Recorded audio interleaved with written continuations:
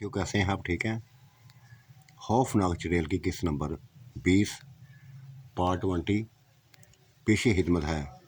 इसके बारे में भी अपनी राय दीजिएगा। वो मुझे खौफजदा कर गया था, परेशान कर गया था। वो घर से बाहर निकला तो विरद पाकर बस पर फूंकता जाने लगा, लेकिन कुछ भी ना हुआ था उसको। कुछ भी ना हुआ था। ना वो मरा था, ना जला था, ना वापस लौट के आया था। उफ खुदाया, मैं काम सा गया, लड़ सा गया। और ये सारी बातें मैंने बल्कीस बेगम को बता दी। बल्कीस बेगम, ये हुआ है, ऐसा हुआ है। उस बच्चे ने, मेरे ही बच्चे ने मुझे धमकियां दी हैं और वो अपनी धमकियों में कामयाब रहा है। मेरा विरुद्ध कुछ नहीं कर सका। मैं उसकी जान नहीं ले सका। परेशान हो गई थी वो भी, हाथ से बढ़कर परेशान हो गई थी। देखो देखो सुजात, कुछ भी हो, मुझे इस बच्चे से छुटकारा दिलाओ। मुझे खौफ आने लगा है, इससे भी हाथ से बढ़कर खौफ आने लगा है। यूँ लगता है किसी वक्त ये मेरी जान ले सकता है, मुझे तुमसे दूर कर सकता है। मैं तुमसे दूर नहीं होना चाहती। अब तो जिंदगी का मजा आने लगा है। अब तो जिंदगी पुरसकून होने लगी है। जब से तुमसे ब्याही हूं, तब जब से तुमसे तलक बना है, ऐसा सुकून मिल गया है, ऐसा सुकून मिला हुआ है कि बस दूरी इख्तियार नहीं कर सकती। एक पल भी दूर नहीं रह सकती। बस किसी तरीके से इसका खात्मा कर दो। एक ही हाल है। मैंने दिल की बात कह दी। क्या हाल है? वो संजीदा अंदाज में मेरे करीब बैठते हुए बोली। मैंने कहा, देखो, ये मेरे विरुद्ध से, मेरे इलम से नहीं मरेगा। इसको खुद ही मैंने फंदा देकर मारना चाहता हूं। ये मेरे लिए खतरा है, तुम्हारे लिए खतरा नहीं, मेरे लिए खतरा है। फंदा देकर मारना चाहता हूं। यार कुछ भी करो, कुछ भी करो, मुझे छुटकारा दिलाओ। उसकी एक ही बात थी, एक ही सोच थी, एक ही बात थी कि मुझे इस बच्चे से बस अपनी मौत नजर आती है।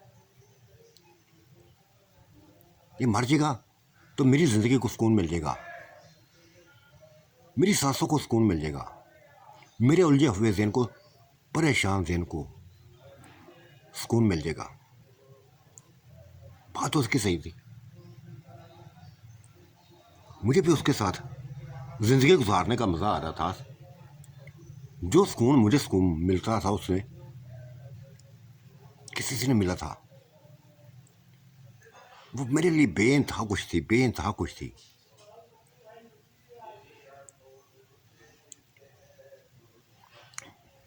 बस मेरा इंतज़ार करो,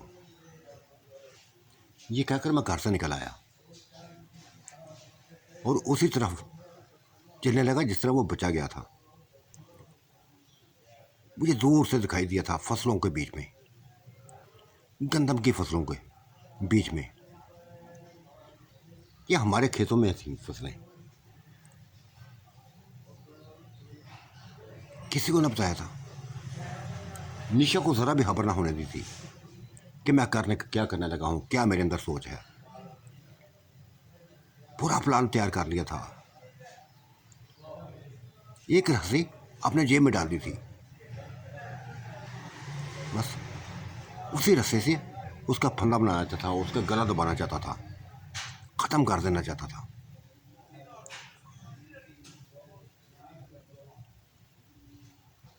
चल पड़ा था। वो हमारी फसलों के दरमियान में एक दरात के करीब जा बैठा था। जा पहुंचा। मैं भी चलता चलता उसके करीब जा पहुंचा था। अजीब सी नज़रों से, खौफज़दा नज़रों से उसने मेरी तरफ देखा। एक कैका लगाया था, हंसा था। उस 2 साल बच्चे की क्या बताऊं, उसके हंसने में, उसके कैके में एक खौफ था। इस कदर भारी आवाज़ थी कि मैं कांप सा गया। मारने आए हो मुझे, मारने आए हो मुझे। तुम क्या समझते हो कि मेरा खात्मा कर दोगे, मुझे मार दोगे? तुम्हारे इलम से नहीं मरा, अब अपनी ताकत से मारना चाहते हो। आओ, हिम्मत है तो मेरे करीब आओ। ये ऐसी धमकी थी जैसे मैं जिसको सुन के कांप गया था, दर्द उठा था। कैसे पता चल गया था उसको, कैसे पता चल गया था कि मेरे ये प्लान है, मेरी ये सोच है।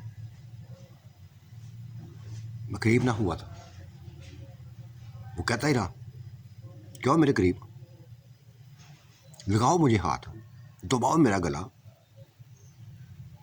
जो रस्सी तुमने जेब में डाली हुई है मेरे गले में डालो। बस रस्सी का सुन के मैं सर से पांव तक कांप गया था।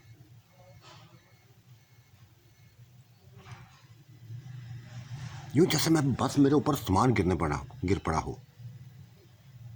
अंधेरा आंखों के सामने छाया जाने लगा था। कैसी बात उसने करती थी, कैसे उसने देख लिया था। इसका मतलब है हर चीज को जानता है वो, हर चीज को जानता है। मेरे इरादों को जानता है, मेरी सोचों को जानता है, मैं क्या कर रहा हूं वो भी जानता है।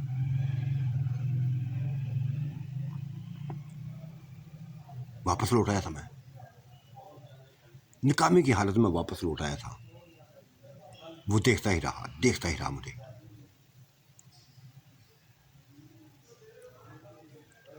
निशा के घर चला गया था।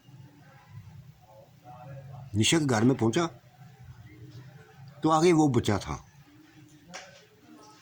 उफ, खुदाया, ये कैसे आ गया, ये कैसे आ गया। इसको तो मैं दरख्त के नीचे छोड़ के आया था, फसलों में छोड़ के आया था। मुझे देखकर वो मुस्कुराने लगा था, हंसने लगा था। और उसकी माँ, मेरी बीवी निशा, अजीब सी खौफनाक नजरों से मुझे देखने लगी थी। मुझे उसकी जलती आंखों से खौफ होने लगा था।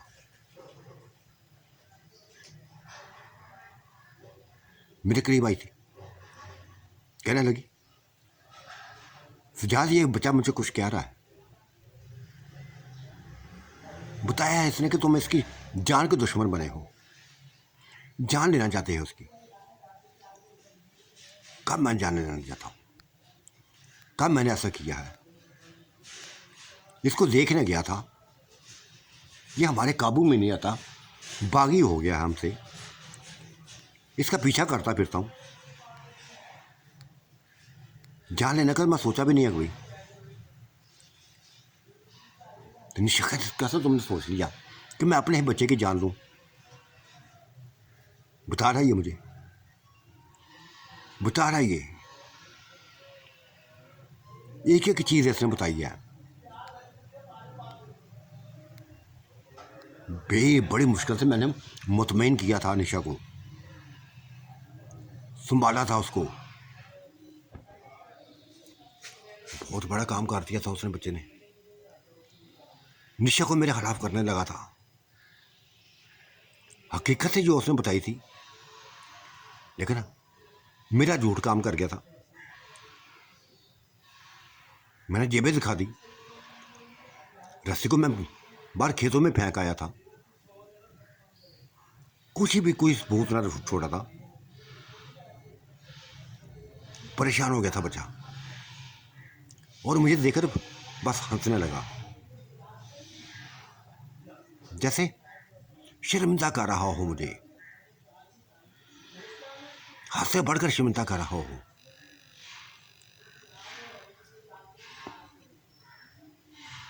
तब वो बोला, देखो माँ इसको समझा दो, ठीक है ये मेरा बाप है,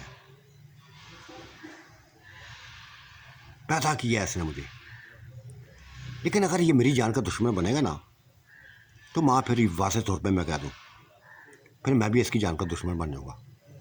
फिर मत कहना मुझे। ये ऐसे लफ्ज़ थे, जो ऐसे लफ्ज़ थे जिसे सुनकर मैं भी कांप गया और निशा भी कांप उठी। गौर से देखने लगी थी निशा उसको, क्या उसने बात कर दी थी, क्या बात कर दी थी, लेकिन वो अपनी बात पर अड़ गया था।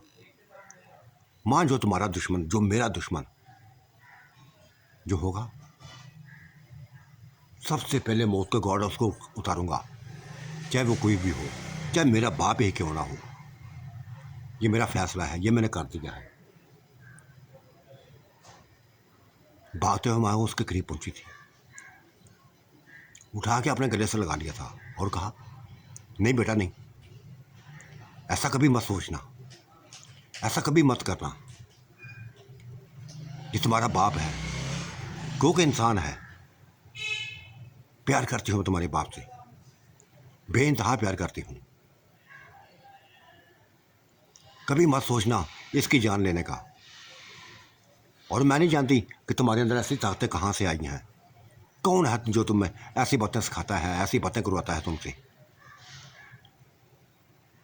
कोई ना कोई है, कोई ऐसा साया तुम्हारे ऊपर हावी है जो मुझे भी दिखाई नहीं देता। हालांकि मैं तुम्हारी महलूकी हूँ, मुझे भी दिखाई नहीं देता। और ये सजाद, इसके लंबे में वो साया नजर नहीं आता। माँ जो भी है, जो भी है, लेकिन ये मैं कह दूं कि अगर इस बंदे ने या किसी ने भी तुम्हें नुकसान पहुंचाने की कोशिश की, मुझे मारने की कोशिश की, तो फिर खुद ही मैं उसकी मौत बन जाऊंगा। फिर मत कहना मुझे, कोई मत करना कहना। गेट को गिराना, दरख्त को गिराना, ये मेरे लिए मामूली काम है। बेटा कैसे मामूली काम है? ये काम मैं भी नहीं कर सकती, मुझे भी ताकत जमानी पड़ती है। अपनी ताकतें इकट्ठे करके ये काम करना पड़ता है। तुम कैसे कर लेते हो? बताओ कौन है तुम्हारे ऊपर सवार? किसका साया तुम्हारे ऊपर सवार है? देखो बेटा, तुम्हें मेरे सर की कसम, तुम्हें मेरे सर की कसम। निश्चय ने अपनी कसम दे दी थी, तो वो परेशान हो गया था, परेशान हो गया था और कहने लगा, माँ मेरा दादा है। क्या क्या क्या? हाँ, जो पहला हवन था उसका बाप है, वही सभी कुछ मुझसे करवाता है। वो तो मैं जिंदा नहीं देखना चाहता, मेरे बाप को जिंदा नहीं देखना चाहता। जब से इसने चिल्ला काटा हुआ है, जब से इसने चिल्ला काटा हुआ है, इसका दुश्मन बना हुआ है वो। कहता है इसके चिल्ले को कमजोर करो, खत्म करो इसको। मुझे तुम्हारी माँ पे ऐसा यकीन ना था कि ऐसी हरकत करेगी, ये किसी इंसान से शादी करेगी। मार डालूंगा, सभी को मार डालूंगा मैं। उफ खुदाया। देखा निशा, मैं यकदम बोल पड़ा, तुझे मैंने कहा था ना कि कोई बहुत बड़ी बला इसके ऊपर हावी है। वैसे इसमें वरना इसमें इतनी हिम्मत ना थी, इतनी ताकत ना थी। जो भी करवाता है तुम्हारा हामद का बाप करवाता है। तुम तो बड़ा अच्छा समझती थी ना उसको। वो गहरी सोचों में पड़ गई थी, गहरी सोचों में पड़ गई थी और बोली, देख सजाद, कुछ भी हो, चाहे कितना ही करीबी है तो मेरा वो, मार डालो उसको, मार डालो। सुबह मुझे खुशखबरी मिलनी चाहिए, आज रात ही ये काम करो। मैं इस बच्चे को, अपने बच्चे को किसी और के शहर में डूबा नहीं देखना चाहती। एक मासूम बच्चा अभी से उसकी कैद में आ गया है, अभी से उसकी कैद में हो, उसके शहर में आ गया है। कल को तो ये खतरा बन जाएगा, हमारे लिए खतरा बन जाएगा, तुम्हारे लिए खतरा बन जाएगा, किसी के लिए खतरा बन जाएगा। मैंने कह दिया था, हाँ निशा ऐसे करूँगा, ऐसा ही करूँगा। बच्चा बाहर निकल गया था, शायद वो साया उसको खींच के ले गया था, शायद वो साया उसको खींच के ले गया था।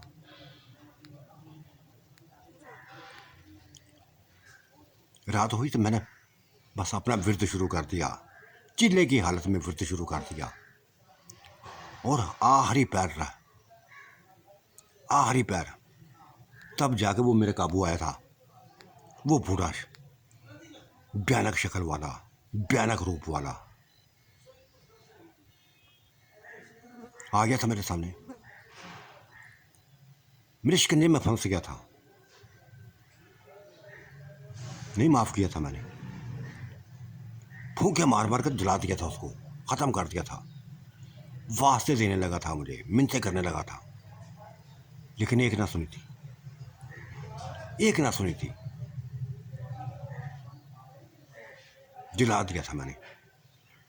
मेरे सामने ही उसका जिस्म जलने लगा था, भयानक चीखों का सिलसिला शुरू हो गया था, जो उसके मुंह से गूंजती जा रही थी। फिर उसका जिस्म पिघलने लगा था, हड्डियों का ढांचा बन गया। उस आग ने हड्डियों को ना छोड़ा था, मसलसल उसकी भड़कती हुई आग ने उसको हड्डियों को ही खत्म कर दिया। बिल्कुल राख बन गया। तब मैंने पुरसकून सांस ली, अपना चिल्ला खत्म किया तो निशा के घर में चला गया। ये चिल्ला मैं घर से बाहर कब्रिस्तान में किया था, वही मेरी चिल्ले की जगह थी। वहां ही उसको खत्म किया था, वहां ही उसको मारा था। निशा परेशान थी, मुझे देखते कहने लगी, सुजात मेरे बेटे को, मेरे उम्र को कुछ हो गया है, ये तड़प बेहोश हो गया है। मैंने तमाम हकीकत बता दी, बच्चे को चूमा था, प्यार किया था, तमाम हकीकत बता दी कि ये कुछ हुआ है। जो उस पर सवार था, हावी था साया, मैंने उसको मार दिया है, ख़त्म कर दिया है, हमेशा महिला के लिए ख़त्म कर दिया है। वो अपना सैर छोड़ गया है इसके ऊपर। ये जल्द ठीक हो जाएगा, जल्द होश में आ जाएगा। मुतमईन हो गई थी वो, पुरसकून हो गई थी, मेरे गले लाके बस शुक्रिया अदा करने लगी थी। यकीन हो गया था कि मेरे लफ्ज़ सही हैं। बस प्यार आने लगा था उसको मेरे ऊपर, खींच के ले गई थी मुझे कमरे में। और फिर आज मैं ना डूबा था, वो डुबोने लगी थी मुझे अपने आप में। खूब डुबाया था, यहाँ तक है दिन निकल आया, सूरज निकल आया। हम अभी तक अपने काम में लगे थे। कितने ही घंटे गुजर गए थे, तब जाकर छोड़ा था। मुतमईन हुआ था, वो भी पुरसकून हो गई थी, मैं भी पुरसकून हो गया था। वो भी ठंडी पड़ गई थी, मैं भी ठंडा पड़ गया था। तब उसने कहा था, सुजात, बिल्कुल फ्रेश हो गई थी वो, मैं भी फ्रेश हो गया था। तब खुद ही मुस्कुराते हुए मेरे गले में पहन डालते हुए बोली थी, सुजात तुम्हारे जिस्म को मैंने अपने लिए बनाया था, अपने लिए बनाया था, लेकिन क्या करूं, सबसे ज़्यादा इस्तेमाल तुम उसको करते हो, सबसे ज़्यादा सुकून तुम उसको देते हो। अरे मैं तुम्हें ऐसा ना बनाती ना, तो कभी वो तुम्हारे करीब ना आती, कभी तुम्हारे करीब ना आती। हाँ हाँ, निशा सही कहा तुमने, मैं जानता हूँ उसको, लज़्ज़त पड़ गई है उसको, मेरी आदत पड़ गई है। वाकई तुमने अपनी पसंद का बनाया है मुझे, अपनी पसंद का बनाया था, और इस कदर पुरकशिश, इस कदर हसीन और जमील जिस्म बनाया, इस कदर ताकतवर जिस्म बना दिया, बहुत बड़ा जिस्म बना दिया कि वो पागल हो गई मेरे लिए, पागल हो गई मेरे लिए। गलती हुई थी मुझसे, वो गलती को आज भी सोचता हूँ, मुझे ऐसी गलती नहीं करनी चाहिए थी। कैसी गलती हुई थी, सच सच बता दो। मैंने तमाम रात की बात बता दी कि निशा देखो, तुम बच्चे की माँ बनने वाली थी, मेरे अंदर तड़प पैदा हुई थी, संभल ना पा रहा था, क्या करता क्या ना करता। मुझे कोई औरत चाहिए थी, बस अपने हवस बचाने के लिए कोई औरत चाहिए थी मुझे। ये काबू आ गई थी मेरे, पकड़ लिया था और डरता रहा था कि ये किसी को बुला ना ले, मुझे बदनाम ना करते, मुझे मरवा ना दे। दूसरे दिन अपने बेटों को साथ ही थी, मेरे अंदर खौफ की लहरें उठने लगी थी कि लो आज ये तमाशा खड़ा करेगी, लेकिन इसने कुछ ना कहा था। बजाय कि कुछ कहने मेरे करीब हो गई थी और मुझे ऑफर कर गई थी, दोबारा मिलने की कह गई थी। मिला था उसको, दोबारा मिला था, तब इसने मुझे बताया था कि अब मुझे तुम्हारी आदत पड़ गई है, अगर तुम मेरे साथ ना चले, मेरे साथ ना चले तो बदनाम कर दूंगी, फिर रसवा कर दूंगी, पूरे गांव वालों को बता दूंगी, और हो सकता है तुम्हारी जान तक ले लूं। चलना पड़ा मुझे इसके साथ, चलना पड़ा, और फिर बाकी मंजिल नासर तुम जानती हो, जो जो कुछ हुआ तुम जानती हो। गहरी सांस ली थी निशा ने, मेरे गले में डाली हुई बाहें हटा दी थी उसने, मुझे हटा दिया था। तब उस बोली थी, इसका पता सही उसने कहा था, पहला लफ्ज़ उसने सही कहा था कि अगर तुम किसी की इज्जत के साथ खेलोगे तो तुम्हारी बीवी की भी इज्जत के साथ कुछ खेलेगा। ये कहा था ना उसने, और तुम झूठ बोल गए थे, मेरे सामने झूठ बोल गए थे। हाँ हाँ निशा, उसने तो सच कहा था, झूठ मैंने बोला था। शर्मिंदा हूं तुमसे, हद से बढ़कर शर्मिंदा हूं। नहीं यार, बहुत बड़ा धोखा दिया तुमने, बहुत बड़ा धोखा दिया है, हद से बढ़कर धोखा दिया है।